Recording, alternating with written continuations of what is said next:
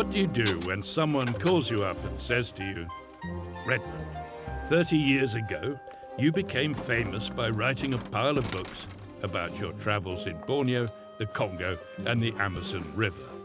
In here somewhere. What do you think about going on the road again? How about visiting all those places you have been dreaming of? Follow the footsteps of your 19th century heroes, whose books are getting dusty in your bookshelves. Of course you say, yes. And then you think, uh-oh, I'd better be really prepared this time. Oh, it works. I was born in the wrong century. That's what my friends tell me, and I'm afraid they're right.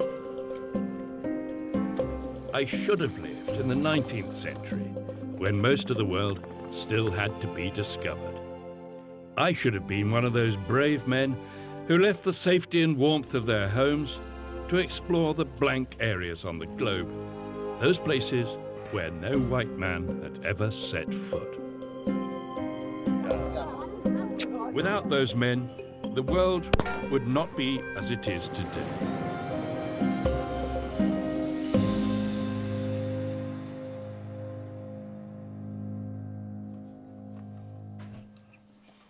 No better preparation than a heavy and tasteless breakfast. Horrible porridge. For it is all about preparation now. In the coming weeks, I am going to travel to 5 continents. And that's many more miles of globe-trotting than when I was working on my travel books. So yes, I am excited, but also a bit nervous, leaving the warmth and the comfort of my home. This morning he said he just wanted to stay here with the cat. To be honest, there is always this moment of hesitation. Why on earth would you leave your ritual porridge and the love of your cat? But enough. Time to get started. Today, we're going to practice some survival skills in my garden. Hi, Redmond O'Hanlon, and welcome to the Hammer House of Horror. Thank you very much. Very good. Thank Now, you. which regiment were you? I was 3 para. 3 para? So, yeah, a few years in 3 para, so... Oh. For the kitchen. Roadkill. For the, This young man knows all about This has the been preparation spread by for 3 survival, Victorian style. He's just returned from Afghanistan himself. He's a paratrooper in the British Army. So I feel I'm in good hands here. Repeat, put the stuff here. And what we can go through then is, if you like, is go through the sort of the basic principles of survival and how we use that today, Yes. and how that relates back to the 19th century travellers. So the things that they might Oh, have used. I got this Chart of Travel. Ah, Francis Galton. Francis Galton. Okay, yes. Now, is this the original 1856? First edition, it is. Wow. Well, this was, as you know, this was the original survival handbook. And actually very little has changed up until the modern day sort of survival. People Really? think that, yeah, people think that these modern sort of SAS handbooks are sort of Yes. all modern techniques. Well, actually, you know, people have been doing this stuff for, for 150 years. Yeah. I'm going to Yeah. get a few bits and bobs out, and we'll just sort of, I'll show you some of the kit Yeah, and equipment that yeah. the Victorian explorer might have used. Few pieces of few sharp things for killing animals. Bayonet, yeah. Indeed. We've got here is a few arrowheads as well. No, which, that's spectacular. which hunting arrows, which were very useful because obviously metal was at a premium out Yes. in Africa and Asia, so it was always useful to carry a few arrowheads.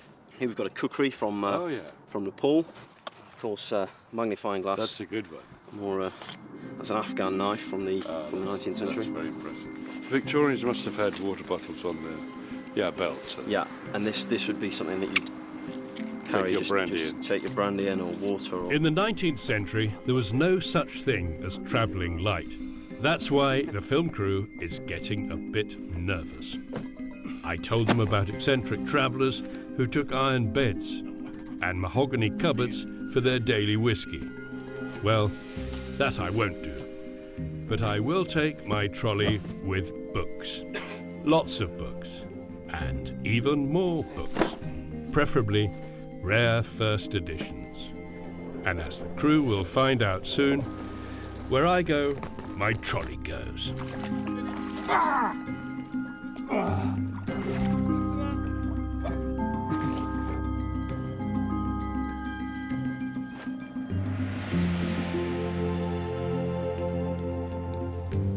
To show you saying farewell after writing this wonderful book, I think. Marvellous, full of life. On peut rouler avec ça. Hein? Ah bon? Oui, c'est comme ça. C'est un peu stupide. So yes, I have my peculiar travel habits.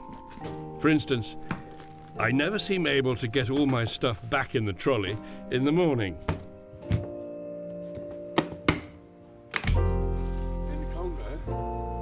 Refreshing my survival techniques is not enough to reassure the film crew. To prevent any surprises during our coming expeditions, they insist on meeting some of my close friends, just to know what to expect. That looks easier. This is a tool you're probably more familiar with. So obviously a magnifying glass, multiple uses. But we need sunlight, that's the trouble. We do need sunlight. First, they want to meet Simon Stockton, my travel companion in my second book, In Trouble Again. Back then, he was a croupier at a casino who longed for some change of scenery in life. He wasn't married, had no kids, and he loved a pint or two. So in 1985, he seemed the perfect guy to take along my trip down the Amazon River, a life-changing adventure. On the whole, it's boring. Most of it is boring. Most of it is absolutely tedious and boring. And Redmond has this great ability to be able to sleep for 12 hours on the trot. You're stuck with nothing and maybe a torch to read a book, but no conversation. He just was out of it. He would sleep.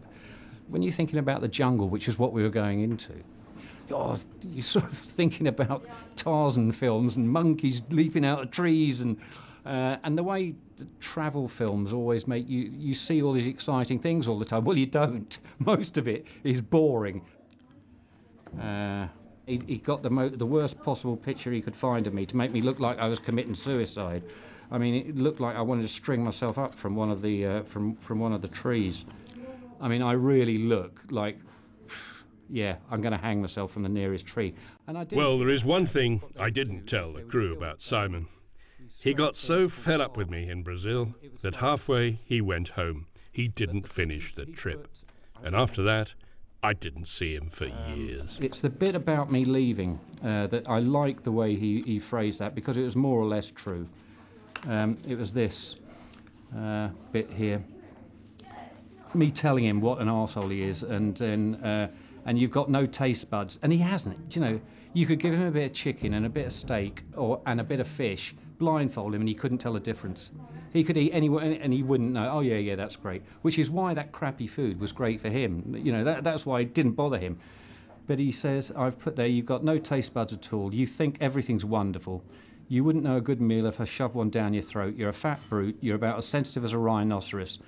And there again, you're a maniac on top of it. This is the bit. You get excited every time you see a new bird, whereas me, in all honesty, Redmond, to be totally frank with you, I just think, well, fuck, there goes another bird. Using your foot to sort of secure it. And Redmond insists. He always insists on doing everything the hardest way. Don't take any creature comforts with you. You've got to do it exactly the way the natives, the Indians are doing it. You've got to do, if they're eating, you know, that stuff, we've got to eat that stuff. You know, like, don't introduce them to anything that's not the stuff. And so I think the food we took, I think we took a few sacks of rice, and the rest of it was shot out of the trees or pulled out of the water, which wasn't the greatest for my delicate casino palate. And no alcohol as well. That was one of the most insane things.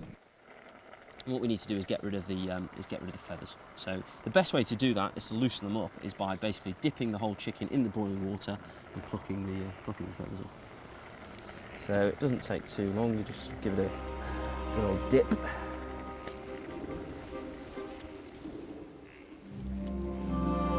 Nice and wet.